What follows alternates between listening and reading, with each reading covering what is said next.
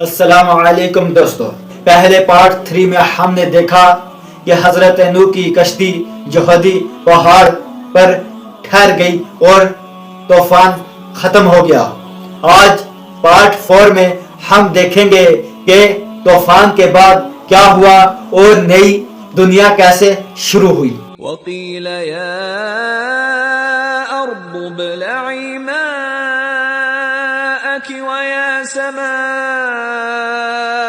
أَقْلِعِي وَغِيضَ الْمَاءُ وَقُضِيَ الْأَمْرُ۔ اللہ تعالیٰ نے زمین کو حکم دیا کہ اپنا پانی نگل لے اور آسمان کو حکم دیا کہ بارش روک دیں، پھر آہستہ آہستہ پانی اترنے لگا اور طوفان ختم ہو گیا۔ وَاسْتَوَتْ عَلَى الْجُودِ۔ آخرکار حضرت نوح کی کشتی جا کر جوہدی پہاڑ پر ٹھہر گئی۔ یہ اللہ کی طرف سے نجات کا ایک بڑا نشان تھا۔ اللہ تعالیٰ نے فرمایا، اے نوح، ہماری طرف سے سلامتی اور برکتوں کے ساتھ زمین پر اتر جاؤ۔ یہ ایک نئی زندگی کا آغاز ہے۔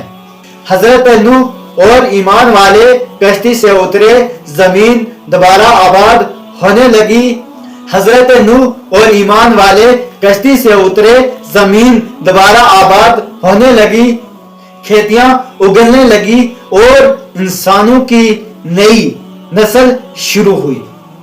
اس واقعہ سے ہمیں یہ سبق ملتا ہے، اللہ پر یقین رکھنا چاہیے، مشکل وقت میں صبر کرنا چاہیے۔ اللہ اپنے نیک بندوں کو بچا لیتا ہے۔ یہ نجات صرف ایمان میں ہے۔ یہ تھا حضرت نوح علیہ السلام کا مکمل قصہ۔ اگلی ویڈیو میں ایک اور نبی کا واقعہ سنیں گے۔ السلام علیکم دوستو۔